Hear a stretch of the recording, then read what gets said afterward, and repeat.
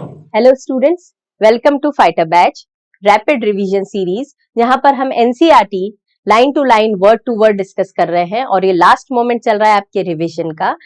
Cell the unit of life में हम already सीलिया flagella तक पढ़ चुके हैं। तो आज के सेक्शन में हमारा लास्ट टॉपिक बचा है न्यूक्लियस एंड क्रोमोसोम्स। यहाँ पर हम कुछ क्वेश्चंस डिस्कस करेंगे जो आपके कंसेप्ट्स को और स्ट्रॉन्ग बनाएंगे। सबसे पहला स्टेटमेंट यहाँ दिया है, in prokaryotes mitochondria are absent. ये सही है क्या? बिल्कुल सही है। प्रोकैरियोट्स में मेम्ब्रेन बाउंड ऑर्गेनेल्स एब्सेंट होते हैं, ये हम जानते हैं। स्टेटमेंट 2 देख ले, प्रोकैरियोट्स में mesosomes are present which help in respiration. सही है, हमने बात करी थी। प्रोकैरियोट्स में प्लाज्मा मेम्ब्रेन की इनफोल्डिंग्स है जिन्हें हम मीजोजोम्स बोलते हैं, जिनके बहुत सारे फंक्शन है। रेस्पिरेटरी फंक्शन है, सिक्रीटरी फंक्शन है, एंजाइमेटिक एक्शन के लिए सरफेस एरिया बढ़ा रहा है, cell wall formation, DNA duplication, DNA distribution to daughter cells, ये सारे फंक्शंस हमने देखे थे मीजोजोम्स के।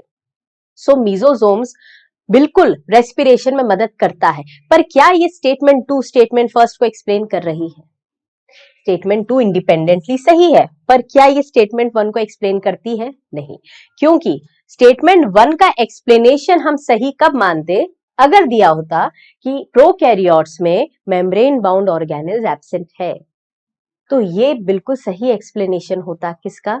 स्टेटमेंट 1 का, कि माइटोकॉन्ड्रिया एब्सेंट क्यों हो गया? Because membrane bound organelles he absent है और माइटोकॉन्ड्रिया डबल मेम्ब्रेन बाउंड है, तो वो जाहिर सी बात है कि एब्सेंट होना चाहिए। पर ऐसा कुछ नहीं दिया है, तो ये दोनों स्टेटमेंट इंडिपेंडेंटली सही है, पर एक्सप्लेनेशन नहीं है। तो यहां पर ऐसा कोई ऑप्शन आपको दिखाई दे रहा है जिसमें सही एक्सप्लेनेशन नहीं है। ठीक, आगे बढ़ जाए।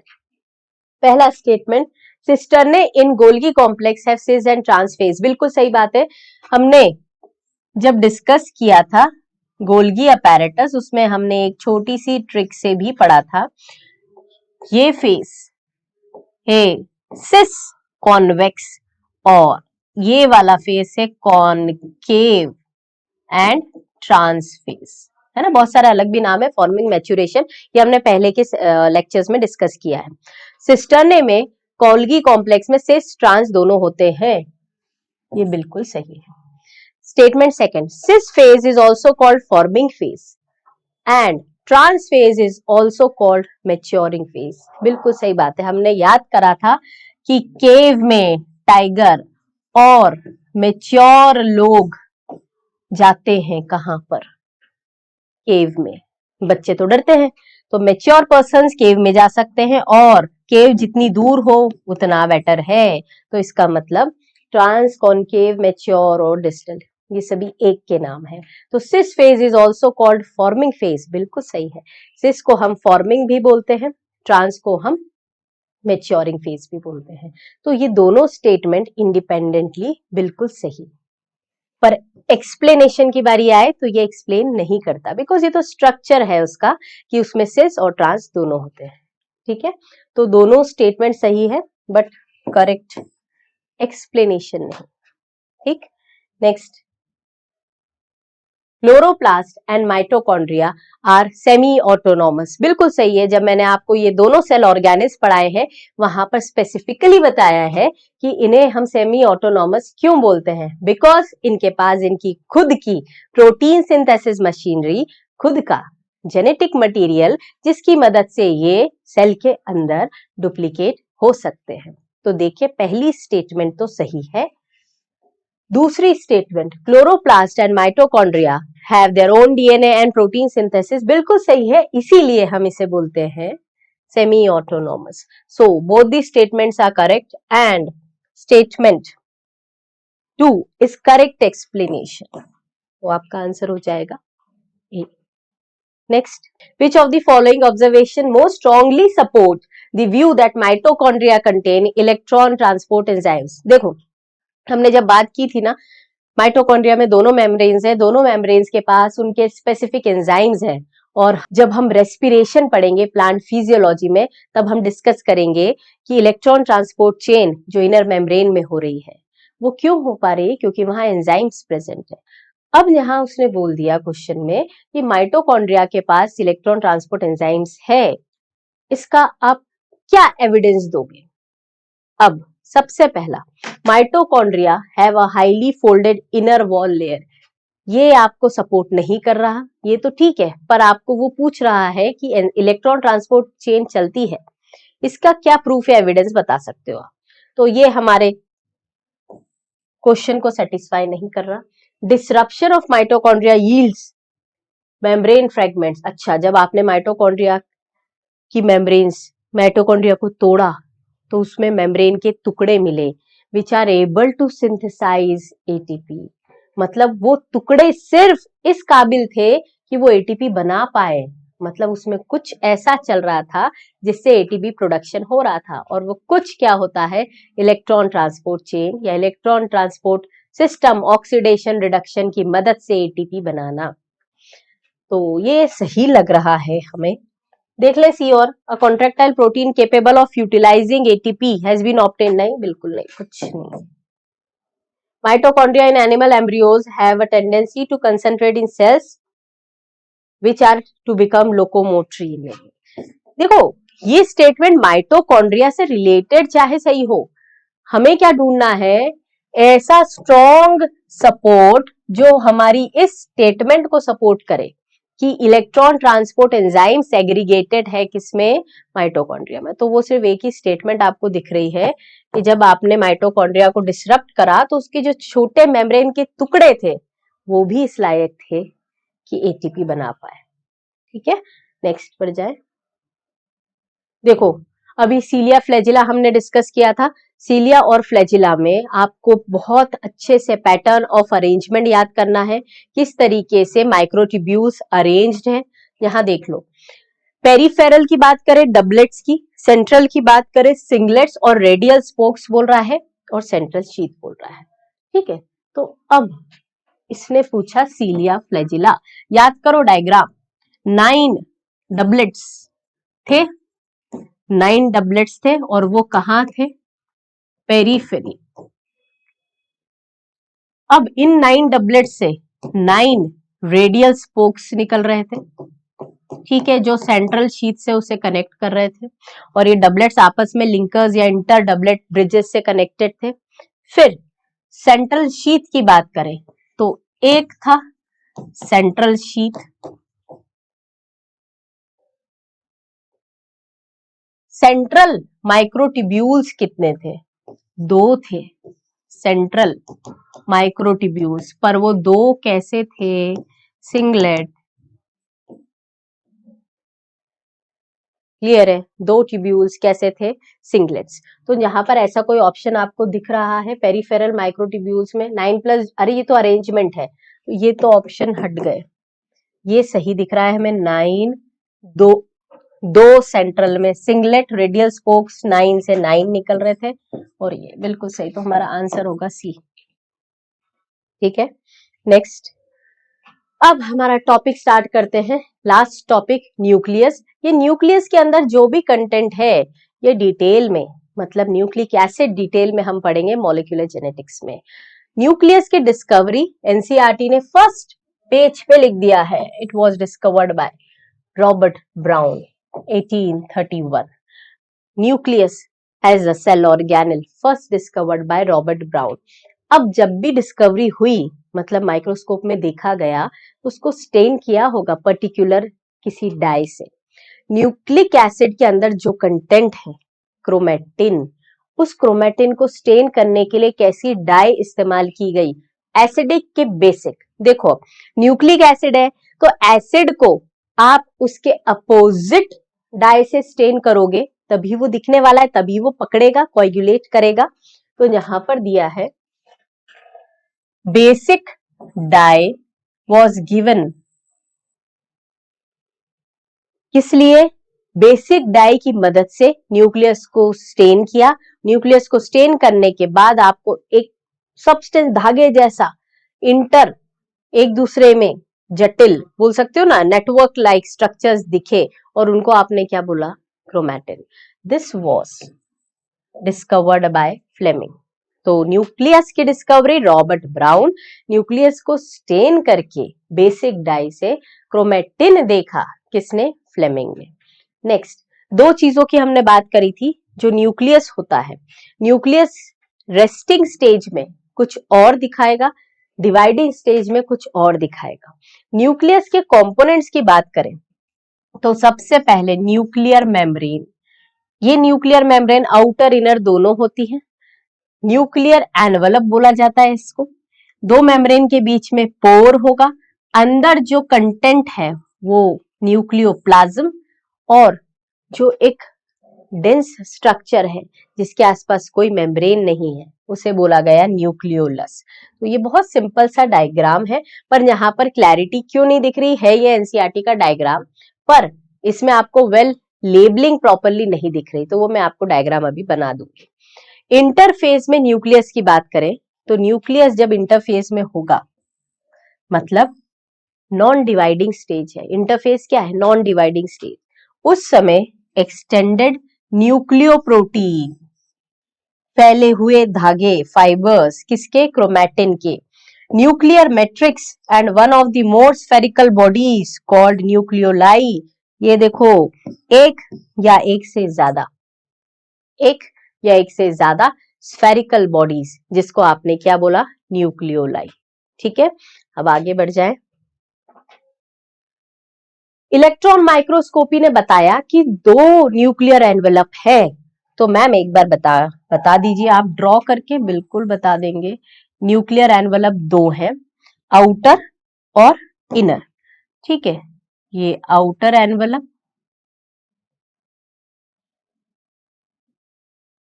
अब ये जो आउटर एनवेलप होगा ना बेटा, इस आउटर एनवेलप से ही इस तरीके से ये कुछ निकला। क्या निकला? ये आप जानते हो, एंडोप्लाज्मिक रेटिक्यूलम, जहां पर इसी के अंदर थ्रेड लाइक क्रोमैटिन होते हैं।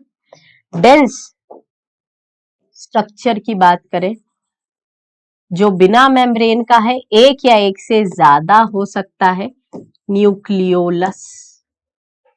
यहां पर ये स्ट्रक्चर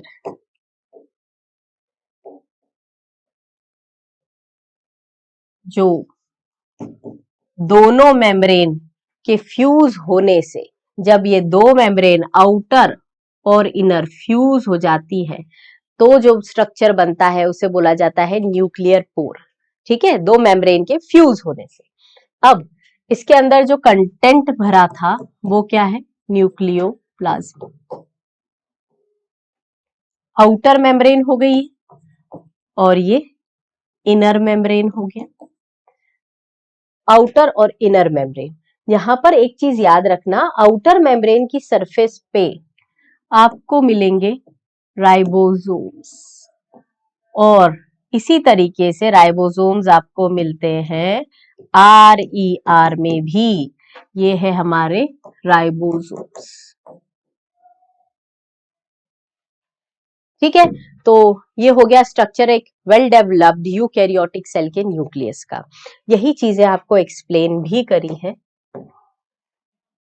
न्यूक्लियर एनवलप, जिसमें दो मेम्ब्रेन्स हैं, स्पेस है दोनों के बीच में 10 से 50 नैनोमीटर, ये जो है ना space, this is peri nuclear space. दो न्यूक्लियर मेम्ब्रेन के बीच में स्पेस है जो एक बैरियर बनाती है, किसके बीच में? मटीरियल्स जो न्यूक्लियस के अंदर है और जो साइटोप्लाज्म में है।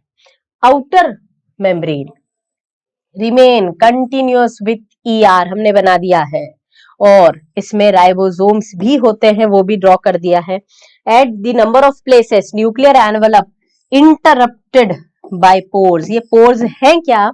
जिसमें दोनों मेम्ब्रेन्स फ्यूज हो गई। जब दोनों मेम्ब्रेन फ्यूज हो जाएगी तो दोनों मेम्ब्रेन के फ्यूजन से हमने क्या बना दिया? Nuclear pore. ठीक है,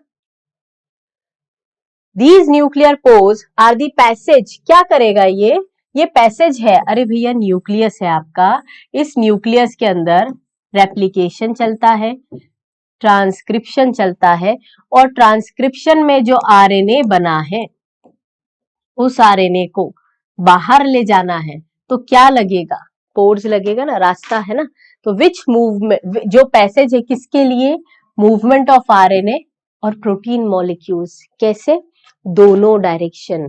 याद रखना मूवमेंट है बाय डायरेक्शनली, दोनों डायरेक्शन में होती है मूवमेंट। न्यूक्लियोप्लाज्म से साइटोप्लाज्म, साइटोप्लाज्म से न्यूक्लियोप्लाज्म। नॉर्मली एक न्यूक्लियस होता है एक सेल में, पर एक न्यूक्लियस होगा, पर कुछ वेरिएशन भी है। क्या आप बता सकते हो इस क्वेश्चन का आंसर? ऐसा ऑर्गेनिज्म जिसके पास एक से ज्यादा न्यूक्लियस है, ऐसा ऑप्शन आप बता सकते हैं क्या? बिल्कुल, हमने बात करी थी पैरामीशियम। पैरामीशियम बाइन्यूक्लिएटेड है, दो न्यूक्लियस है, micro and macro.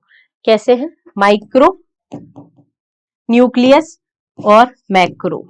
Micro nucleus reproduction में मदद करता है और मैक्रो न्यूक्लियस मेटाबॉलिज्म में मदद करता है। ठीक है, माइक्रो एंड मैक्रो न्यूक्लियस। तो ये आपको मिल गया। Can you recollect the name of organism that have more than one nucleus पर सेल? ऐसे ऑर्गेनिज्म जिनके पास एक से ज्यादा न्यूक्लियस है। तो बाय न्यूक्लिएटेड कंडीशन पैरामीशियम, और मल्टी न्यूक्लिएटेड कंडीशन किसमें मिलेगी? स्ट्रेटेड मसल्स, बोल सकते हैं ना हम, स्ट्रेटेड मसल्स। स्ट्रेटेड मसल्स में कौन सी? स्पेसिफिकली स्केलेटल, है ना। स्ट्रेटेड मसल कौन सी वाली की बात कर रहे हैं हम? स्केलेटल मसल्स, जो मल्टी न्यूक्लिएटेड होती है। ठीक है, नेक्स्ट वो बता रहा है क्या ऐसी भी सेल्स हैं जिनके पास न्यूक्लियस नहीं है? बिल्कुल है, मैच्योर आरबीसीज।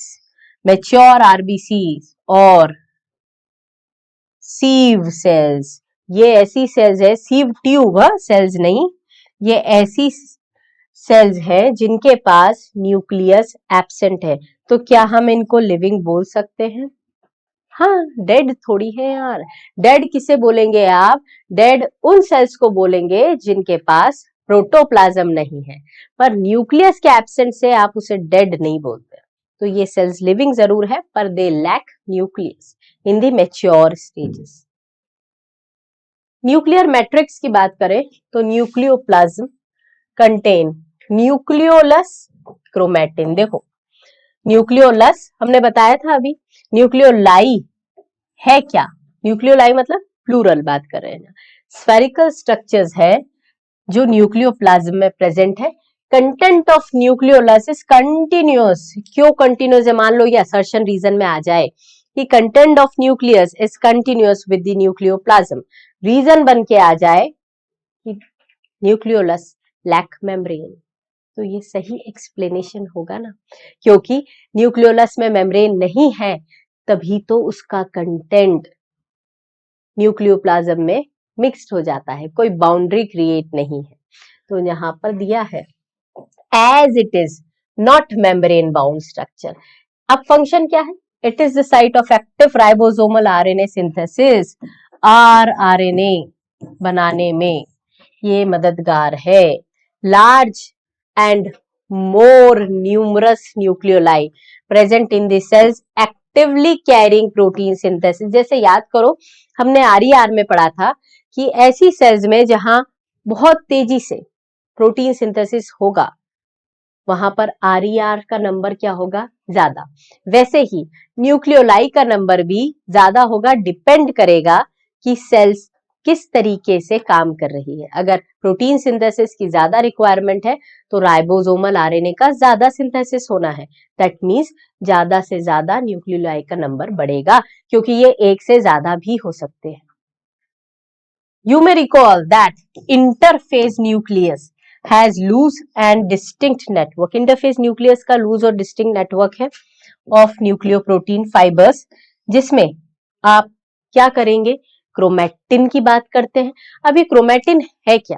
क्रोमैटिन में क्या क्या चीजें हैं? ठीक है, during cell different stages of cell division आपको ये क्रोमोसोम के फॉर्म में मिलेगा। मतलब सिंपल सी बात है, जब सेल रेस्ट करती है, अरे रेस्ट कैसे करते हो? रेस्ट करना है तो बहुत बिल्कुल ऐसे सूट पहन के बिल्कुल रेडी होके ऐसे रेस्ट करोगे कि आराम से बिल्कुल इनफॉर्मल ड्रेसेस में रिलैक्स होके आराम से रेस्ट करोगे। तो रेस्ट करते समय डीएनए या फिर आप बात करो क्रोमेटिन, क्रोमेटिन कैसा है? थ्रेड लाइक फैला हुआ है, पर अगर डिवीजन है तो वो अलर्ट हो गया कि मुझे तो अब सेपरेट होना है, तो डिवीजन के समय क्या बन जाता है? क्रोमोसोम्स। तो इंटरफेज में थ्रेड लाइक क्या बनेगा? क्रोमेटिन, और डिवीजन में क्या बनेगा? क्रोमोसोम्स। ठीक, अब आगे बढ़ जाए। नेक्स्ट, अब जब आपने बात कर ही ली है क्रोमेटिन की, तो क्रोमेटिन में कंटेंट क्या होता है ये देख ले। Chromatin contain DNA, basic proteins जिनको हिस्टोन बोला, नॉन हिस्टोन एंड आरएनए। बच्चा अक्सर कंफ्यूज हो जाता है आरएनए है कि नहीं, सो याद कर ले chromatin equals to DNA plus histone plus non histone plus RNA. ये सब मिलकर क्या बनाएंगे? क्रोमेटिन। ठीक है, अब यहां पर आपको एक डेटा याद रखना है कि ह्यूमंस की बात करें तो ह्यूमन की एक सेल है ना, ह्यूमन की एक सेल की बात करें तो इसमें 2.2 मीटर डीएनए डिस्ट्रीब्यूट होके कितने क्रोमोसोम में डिस्ट्रीब्यूट हो जाता है? 26 क्रोमोसोम। ठीक है, तो एक सेल में कितना डीएनए होता है? 2.2 metres. A single human cell has approximately 2 meter long thread of DNA जो डिस्ट्रीब्यूट हो जाता है 46 क्रोमोसोम्स में। यहाँ पर ये डिटेल हम देखने वाले हैं मॉलिक्यूलर जेनेटिक्स में। ये डायग्राम जो आपको दिख रहा है, दिस इज, ये आर्म्स हैं और ये आर्म्स है क्रोमेटिड। बेटा क्रोमेटिड में ये प्राइमरी कॉन्स्ट्रिक्शन आता है, this is primary constriction. Primary constriction हो गया, और इसमें डिस्क लाइक स्ट्रक्चर है नोन एज काइनेटोकोर। ठीक है, नेक्स्ट आगे बढ़े। Every chromosome is visible only in dividing phase. हाँ, हमने बात करी थी। और बेस्ट स्टेज कौन सी होती है क्रोमोसोम देखने की? कौन सी स्टेज? सेल डिवीजन की, जिसमें आप बहुत क्लियरली क्रोमोसोम देख सकते हैं, वो हम नेक्स्ट चैप्टर में डिस्कस करेंगे। यहाँ पर प्राइमरी कॉन्स्ट्रिक्शन है जिसे आप बोलते हो सेंट्रोमियर, आसपास जिसके लगा होता है काइनेटोकोर्स। सेंट्रोमियर क्या करता है? It holds 2 chromatids of chromosome. किसको होल्ड करेगा? दोनों क्रोमैटिड्स को, दोनों आर्म्स, भुजाएं, उन्हें होल्ड करके रखता है centromere. Based on the position of centromere, अब ये बड़ा काम का कंसेप्ट है कि अगर आप सेंट्रोमियर की पोजीशन के आधार पे देखें तो different shapes of chromosomes, different shapes of chromosome देखना पड़ेगा। किसके बेसिस पे? Different shapes of chromosome. किसके बेसिस पे देखना है? On the basis of centromere. Centromere कहाँ लोकेटेड है? आप अलग अलग प्रकार की क्रोमोसोम देखते हैं। Sometimes a few chromosomes have non-staining secondary structures। देखो, कुछ ऐसा मिल जाए, क्या लिखा है? Sometimes a few chromosome ना, ध्यान रखना। हाँ, ध्यान रखना, ये a few पे। Sometimes a few chromosomes have non-staining secondary constriction at a certain location। इस सेकेंडरी कॉन्स्ट्रिक्शन का कहाँ काम आएगा, ये भी हम देखेंगे मॉलिक्यूलर जेनेटिक्स में। तो मैम आप सभी मॉलिक्यूलर जेनेटिक्स में पढ़ा दीजिए? नहीं, जो अभी पढ़ाना है वो अभी पढ़ा रहे हैं, बाकी जो कंसेप्ट है वो वहां पर डिस्कस करेंगे। तो नेक्स्ट देख ले हम, ये जितने भी क्रोमोसोम्स आपको दिखाई दे रहे हैं, इन क्रोमोसोम का शेप मैं एक आर्म के बेसिस पे आपको बता सकती हूँ। एक आर्म्स मतलब उसका प्रॉपर शेप बता सकते हैं। ठीक है, यहाँ पर ये जो जितने भी आपको आर्म्स दिख रहे हैं, आर्म्स के लिए क्या टर्मिनोलॉजी यूज होती है ये हम नेक्स्ट चैप्टर सेल डिवीजन में पढ़ने वाले हैं। जैसे बाइवेलेंट कब यूज करोगे, सेंट्रोमियर की पोजीशन के आधार पे, टेट्राड क्या होता है, डायाड क्या होता है, इसमें अक्सर कंफ्यूजन होता है, तो ये रिजॉल्व करेंगे हम कंफ्यूजन सेल डिवीजन चैप्टर में। ठीक है, यहां पर हम देख ले कि जो अभी बात करी ना, कुछ क्रोमोसोम्स में सेकेंडरी कॉन्स्ट्रिक्शन होता है और वहां पर आपको मिलेगा सैटेलाइट। मतलब ये सैटेलाइट हर क्रोमोसोम में नहीं होता। ठीक है, यही पॉइंट समझ में आ गया। ये सैटेलाइट में क्या होता है, रिपीटेटिव सीक्वेंसेस होती हैं और इसका यूज हम कहाँ करते हैं, मॉलिक्यूलर जेनेटिक्स में। कहीं ना कहीं तो इसका इंपॉर्टेंट यूसेज है। तो सैटेलाइट क्या होता है, अभी ये याद रख लो, सेकेंडरी कॉन्स्ट्रिक्शन में मिलने वाला रीजन, सैटेलाइट पोर्शन हर क्रोमोसोम में नहीं मिलता। यहाँ पर ये याद रख लेना कि ये डिफरेंट टाइप ऑफ शेप्स आपको दिखाई दे रहे हैं। जब सेंटर में हो सेंट्रोमियर तो आप उसे क्या बोलेंगे, जब एकदम सेंटर में हो कि दोनों आर्म्स बिल्कुल इक्वल दिखाई दे, जब थोड़ा सा सेंटर से दूर चला जाए तो क्या बोलोगे, जब एकदम अपेक्स के पास चला जाए, हाँ अपेक्स पे नहीं तो क्या बोलोगे, एकदम अपेक्स पे आ जाए तो क्या बोलोगे। यहां पर याद रखना एक एक टर्मिनोलॉजी दी गई है, जो शॉर्ट आर्म्स होते हैं ना, शॉर्ट आर्म्स को हम डिनोट करते हैं पी आर्म से। क्या बोलते हैं, पी, शॉर्ट को। और जो लॉन्गर आर्म रहते हैं ना, लॉन्गर आर्म को हम बताते हैं क्यू से। तो मतलब अगर कभी क्वेश्चन आ जाए कि क्यू आर्म, तो क्यू मतलब क्या होता है, लॉन्गर। पी मतलब पेटिट से डिराइव हुआ है ये, पेटिट मतलब छोटा। पी आर्म, एक ही क्रोमोसोम के एक लंबा मतलब क्यू और एक छोटा मतलब पी, पेटिट। ठीक है, इसको मैं आपको शेप के बेसिस पे बता देती हूँ कि यहां पर अल्फाबेट्स के बेसिस पे सबसे पहला मेटासेंट्रिक, ये वाला जो दिया है ना आपका number 1, this is metacentric. Metacentric में दोनों आर्म्स इक्वल है। दोनों आर्म्स कैसे दिखाई दे रहे हैं, इक्वल है। और दोनों इक्वल आर्म्स कैसे हो गए, क्योंकि सेंट्रोमियर कहां पर है, मिड में। तो सेंट्रोमियर मेटासेंट्रिक में at mid, both arms equal. ये चीज याद रखें, दोनों आर्म्स इक्वल होंगे क्योंकि सेंट्रोमियर मिड में है। याद रखें यहां पर एक अल्फाबेट जिसके जैसा ये दिखाई देता है, कभी हम ऐसे ड्रॉ करें,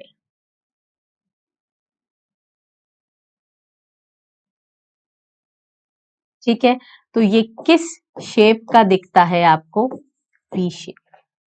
कैसा दिखेगा, V shape, metacentric V shape. अब अगर मैं उसको ये सेकंड वाला बता दूं, है ना, सेकंड मींस सब मेटासेंट्रिक। सब मेटासेंट्रिक में क्या हुआ कि जो सेंट्रोमियर है, centromere slightly shift from centre, slightly shift from centre, centre से थोड़ा सा शिफ्ट हुआ, तब वन आर्म स्लाइटली लॉन्गर और एक आर्म स्लाइटली स्लाइटली शॉर्टर। तो एक आर्म थोड़ा सा बड़ा और एक आर्म थोड़ा सा छोटा। डन। सो ये इसका शेप कैसा होता होगा, इसका शेप कुछ इस तरीके से, यहां पर सेंट्रोमियर, तो ये किस अल्फाबेट जैसा दिख रहा है, एल शेप्ड। कैसा दिख रहा है ये, एल शेप्ड। ठीक है, सब मेटासेंट्रिक। नेक्स्ट बढ़ जाए आगे, this is third one. Third हो जाएगा एक्रोसेंट्रिक। एक्रोसेंट्रिक याद रखना, जो एक्रोसेंट्रिक टाइप के क्रोमोसोम्स हैं उसमें आपको NOR मिलता है, न्यूक्लियोलर ऑर्गेनाइजर रीजन। ये याद रखना बिकॉज आगे चलने वाले क्वेश्चन में ये आने वाला है। सो एक्रोसेंट्रिक में याद रखें कहां पर है, centromere near to tip, near to tip, हाँ टिप पे नहीं है, that means one arm very long और एक very short, very short, one arm very long and one arm very short. ठीक है, इसमें अगर अपन शेप के बेसिस पे देख लें तो इसका शेप कैसा होगा, कुछ ऐसा, ये इस तरीके से, तो ये हो जाएगा जे शेप्ड। कैसा हो जाएगा, जे शेप्ड। ठीक है, वो एल शेप्ड और यहां पर ये होता है जे। ठीक है, एक ऐसा बड़ा और एक छोटा, है ना, जे शेप्ड। अब last but not the least बच गया हमारा फोर्थ वन, फोर्थ बेचारा क्या हो जाएगा, फोर्थ इज टीलोसेंट्रिक। हो गया मेटासेंट्रिक, सब मेटासेंट्रिक, एक्रोसेंट्रिक और टीलो मतलब टिप होता है। Fourth is telocentric. तो अगर आप कंसिडर करो टीलोसेंट्रिक को, तो टीलोसेंट्रिक का मतलब क्या होता है, टिप पे। सेंट्रोमियर कहां पहुंच गया, एट टिप। ठीक है, अब अगर सेंट्रोमियर टिप पे पहुंच जाए तो सेंट्रोमियर टिप पे पहुंचने से हुआ क्या, वन आर्म विजिबल, तो ये बेचारा कुछ ऐसा दिखेगा। ठीक है, कुछ ऐसा दिखेगा, इसका मतलब ये आई शेप्ड। क्लियर है, कैसा दिखेगा, I shape. So this is all about the chromosomes. Nucleus complete कर लिया हमने, न्यूक्लियोलस के बारे में देखा, न्यूक्लियोलाई कहाँ ज्यादा होते हैं ये देख लिया, secondary constriction, primary constriction, centromere, ये सारी चीजें डिस्कस करके क्रोमोसोम्स के shape on the basis of position of centromere हमने देख लिया। अब छोटा सा टॉपिक है माइक्रोबॉडीज। माइक्रोबॉडीज में आपकी एनसीईआरटी ने सिर्फ बता रखा है मैनी मेम्ब्रेन बाउंड। बच्चे बोलेंगे बहुत सारी मेम्ब्रेन होती है, अरे बहुत सारी नहीं होती, ऐसे बहुत सारे ऑर्गेनिल्स हैं जिनको हम माइक्रोबॉडीज बोलते हैं, पर इनके पास मेम्ब्रेन कैसी है, सिंगल मेम्ब्रेन बाउंड। तो मैनी है मतलब बहुत सारे हैं ये नंबर में, पर इनके आसपास मेम्ब्रेन कैसी है, सिंगल मेम्ब्रेन। छोटे छोटे वेसिकल्स है जिनके पास एनिमल्स, जो जिनके पास एंजाइम्स हैं present in both plant and animals. ठीक है, प्लांट्स में एनिमल्स में दोनों में मौजूद है। अब देख लें इनके प्रकार कौन से हैं, शॉर्ट में ये एनसीईआरटी ने नहीं दिया इसलिए मैंने आपको उतना ही समझाया जितना जरूरी है। पैरोक्सिसोम्स दोनों में प्रेजेंट है, प्लांट और एनिमल। हम बात करते हैं प्लांट में फोटो रेस्पिरेशन, फोटो रेस्पिरेशन में काम आया क्या, पैरोक्सिसोम्स, याद रखना। पर ये मौजूद किस में है, प्लांट और एनिमल दोनों में। एनिमल्स में पैरोक्साइड के हार्मफुल इफेक्ट्स को हटाने में मदद करता है। ठीक है, सो ये दोनों में मौजूद है, प्लांट्स और एनिमल्स में। नेक्स्ट आ जाते हैं स्फीरोजोम्स। स्फीरोजोम्स है, इन्हें बोलते हैं प्लांट लाइजोसोम्स, मतलब ये जो भी डेड और डैमेज सेल्स है उसको रिमूव करते हैं। अबंडेंट बहुत सारे मिलेंगे किसमें, ऑयल सीड्स में। लास्ट टॉपिक है ग्लायोक्सिसोम, ये मेनली किसमें मिलेंगे, जर्मिनेटिंग और प्रोटीनेशियस सीड्स में। तो इतना कंटेंट आप याद रख सकते हैं। So this completes our chapter cell the unit of life.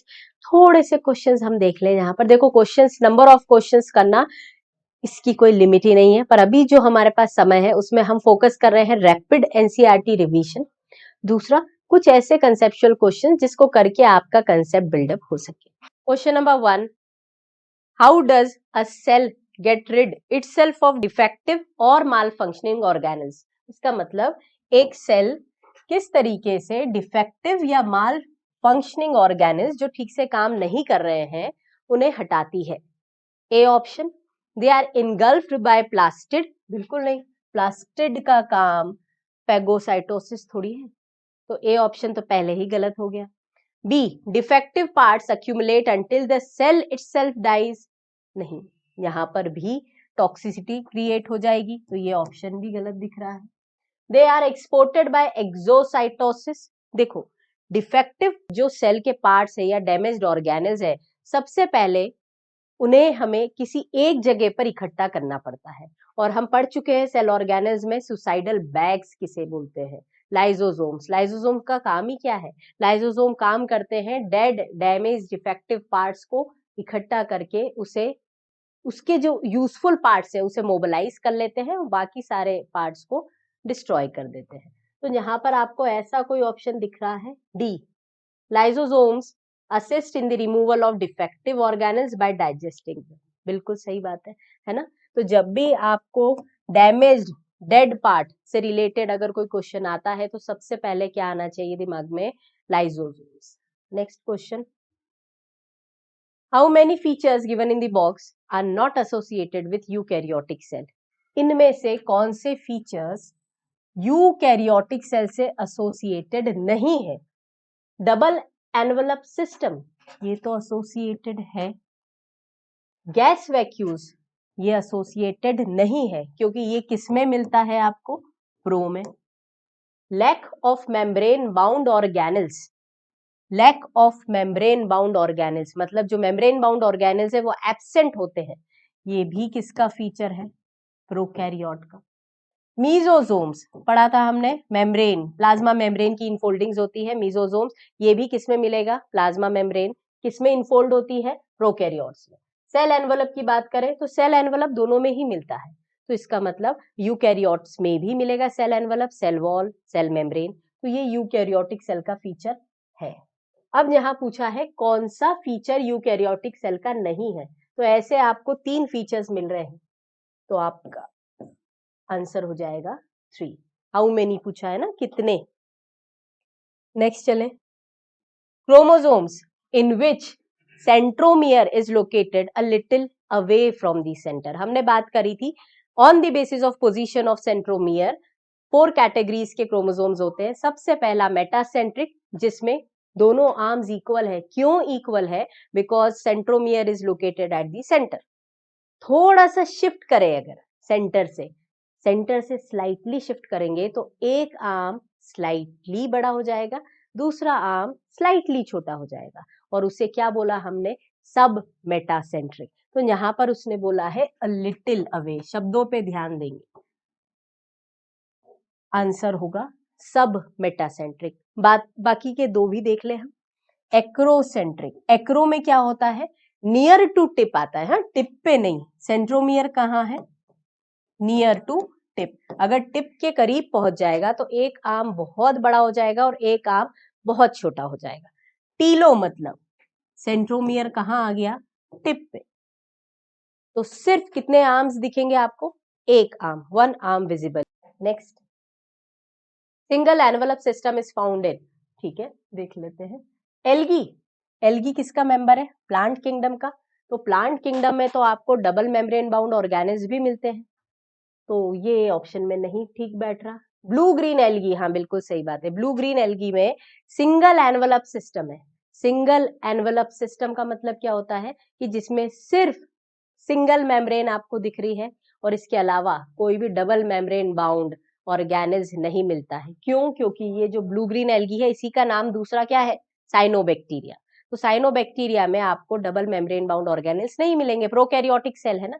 Bacteria, बिल्कुल बैक्टीरिया में भी डबल मेम्ब्रेन बाउंड सिस्टम नहीं मिलेगा, तो दो ऑप्शन सही बैठ रहे हैं, इसका आंसर होगा डी, बोथ बी एंड सी, ठीक है। Next, choose the incorrect match, हाँ इनकरेक्ट ढूंढना है। Golgi apparatus absent in plant, पहले ही इनकरेक्ट हो गया हमारा तो, और आगे भी देख ले। न्यूक्लियस प्रेजेंट इन अमीबा, ये सही बात है।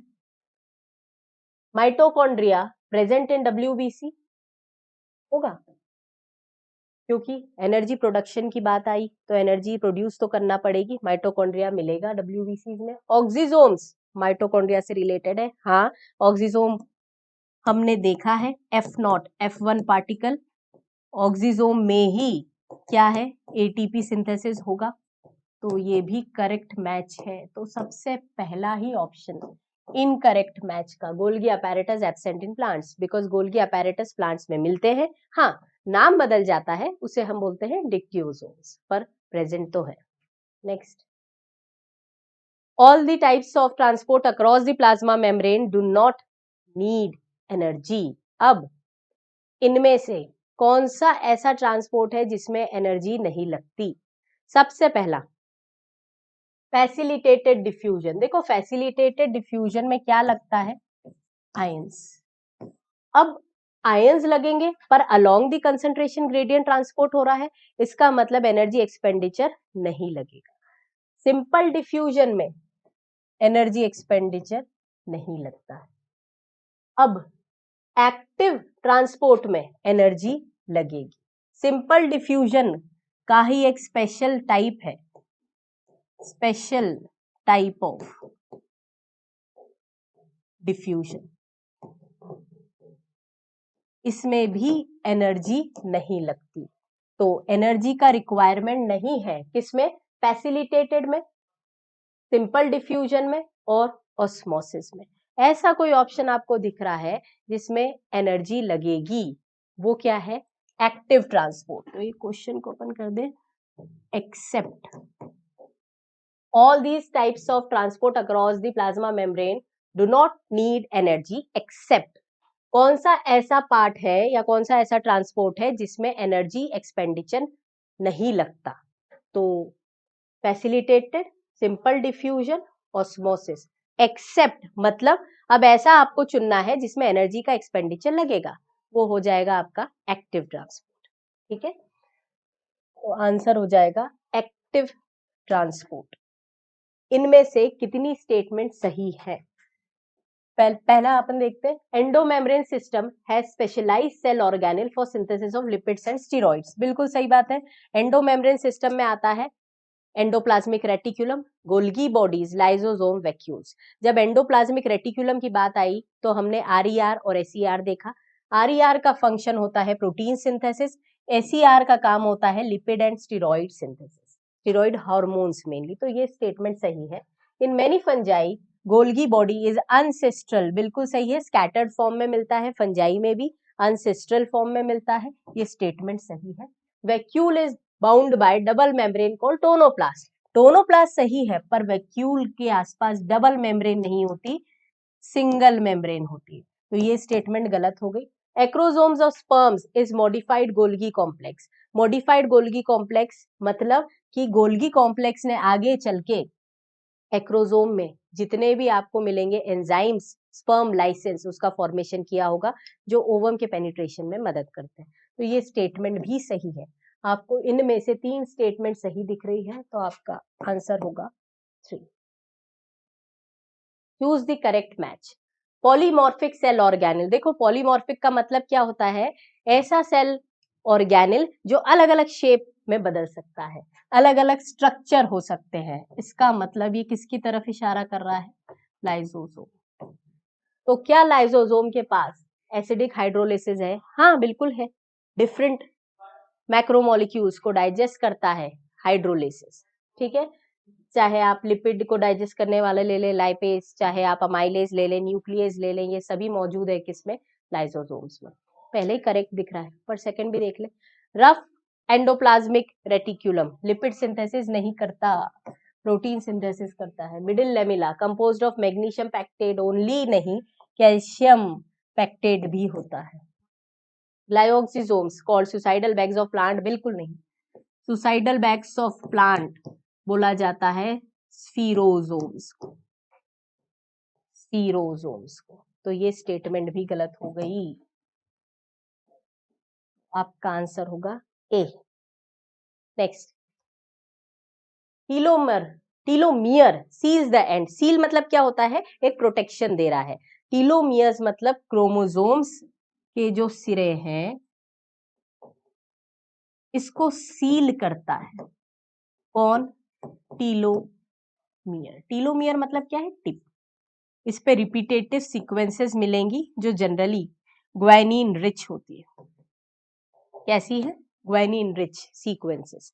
ठीक है, तो ये टीलोमियर क्या करता है? क्रोमोसोम्स को स्टेबिलिटी देता है, सील करता है उसके टिप्स को। ठीक है, ये स्टेटमेंट सही है। Statement B, NOR is found in all chromosome. All नहीं है। एनसीईआरटी में जब मैं कंटेंट हम पढ़ रहे थे न्यूक्लियस, वहां पर मैंने आपको अंडरलाइन भी कराया है कि a few chromosomes have secondary constrictions. अब अगर फ्यू क्रोमोसोम में सेकेंडरी कॉन्स्ट्रिक्शन है तो उन्हीं में सैटेलाइट मिलेगा। अब अगर उन्हीं में सैटेलाइट मिलता है तो सैटेलाइट में ही, सैटेलाइट का फंक्शन क्या है? Nucleolar organiser region. तो ये सारे क्रोमोसोम बोल रहा है, तो ये गलत है बेटा। तो यहाँ पर only statement A is correct, सिर्फ ए सही है। B, NOR is found in all chromosomes of humans, ये गलत है ना? सभी क्रोमोसोम्स में नहीं मिलता है। तो ये आपके क्वेश्चंस हो गए। ये क्वेश्चंस आपके कंसेप्ट को और स्ट्रॉन्ग करेंगे, तो ध्यान से आप इन्हें देख लें। समरी हम देख लें, बिकॉज समरी में से क्वेश्चंस आते हैं, तो समरी नहीं भूलेंगे। All organisms made up of cell और एग्रीगेट ऑफ सेल, बिल्कुल सही बात है, क्योंकि या तो सेल्यूलर लेवल ऑफ ऑर्गेनाइजेशन हो सकता है या उससे हायर में। जब आप एनिमल किंगडम में लेवल ऑफ ऑर्गेनाइजेशन पढ़ते हैं, उसमें हम देखते हैं कि किस तरीके से सेल्स ऑर्गेनाइज होती हैं, तो एग्रीगेट्स भी हो सकता है। Cells vary in their shape, size, activities और फंक्शंस, बिल्कुल सही है। बेस्ड ऑन द प्रेजेंस और absence of membrane bound nucleus, हमने सेल को या ऑर्गेनिजम्स को बताया है किस प्रकार की कैटेगरी में वो बिलोंग करते हैं। अगर यूकैरियोटिक सेल है तो यूकैरियोटिक सेल का मतलब क्या होता है? जिसमें वेल डेवलप्ड एडवांस न्यूक्लियस है। प्रोकैरियोटिक सेल जिसमें प्रिमिटिव न्यूक्लियस मिलता है। A typical eukaryotic cell consists of cell membrane, nucleus, cytoplasm, बिल्कुल सही बात है। टिपिकल मतलब बोला गया है ऐसी आइडियल सेल जिसे आप यूकैरियोट बोलेंगे, उसमें वेल डेवलप न्यूक्लियस है, सेल मेम्ब्रेन है और साइटोप्लाज्म है। प्लांट सेल में बात करें तो एक और एडिशनल यूनिक फीचर मिलता है आपको, cell wall. Plasma membrane is selectively permeable, देखो समरी में सारे की पॉइंट्स आ गए हैं, और ये मदद करती है, facilitates transport of several molecules, facilitates transport of several molecules. Endo membrane system में क्या क्या है? ER, Golgi, lysosomes and vacuoles. All the cell organelles perform different but specific function, सही बात है, अलग अलग सेल ऑर्गेनल्स अलग अलग फंक्शन करेंगे, पर उनके फंक्शन आप खुद के फंक्शन स्पेसिफिक होते हैं। Centrosome and centrioles form the basal body of cilia and flagella. इसमें क्या अंतर है आप जानते हो? सेंट्रोसोम इंक्लूड्स 2 सेंट्रियोल्स जो परपेंडिकुलर है एक दूसरे के। इसके बाद देख ले, in animal cell centrioles also form spindle apparatus during cell division. Spindle apparatus भी बनाता है जो मदद करता है क्रोमोसोम के मूवमेंट में, pole to pole. Nucleus contain nucleoli. Nucleoli का नंबर हमने डिस्कस किया है, एक या एक से ज्यादा हो सकता है depending upon requirement of the cell. ये हो गया क्रोमैटिन नेटवर्क थ्रेड लाइक, कब मिलेगा? इंटरफेस स्टेज में। It is not only control the activities of organelles but also plays major role in hereditary, मतलब जो एक जनरेशन से दूसरी जनरेशन में कैरेक्टर्स का पास ऑन होना, उस ब्रांच को हम बोलते हैं हेरिडिटी। हेरिडिटी का मतलब है कैरेक्टर्स का ट्रांसफर होना। अब वो कैरेक्टर्स के ट्रांसफर होने में कौन मदद करता है?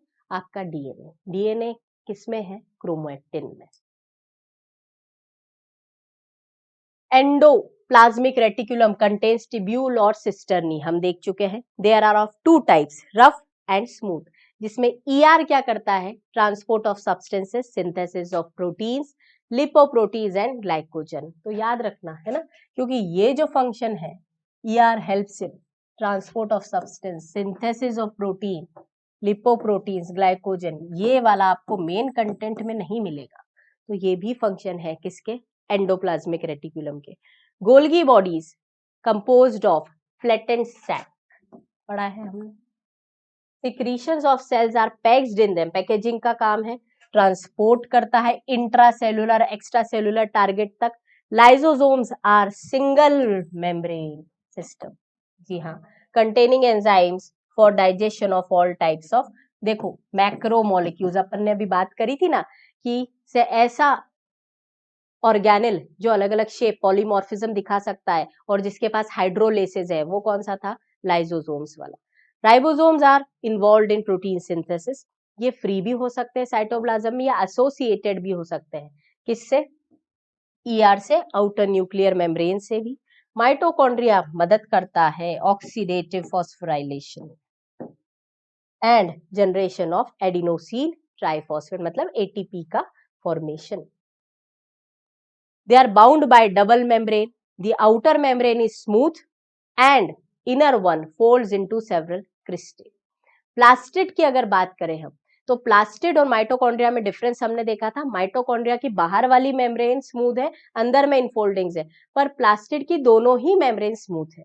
Plastids are pigment containing organelles, इनके पास स्पेसिफिक क्या है?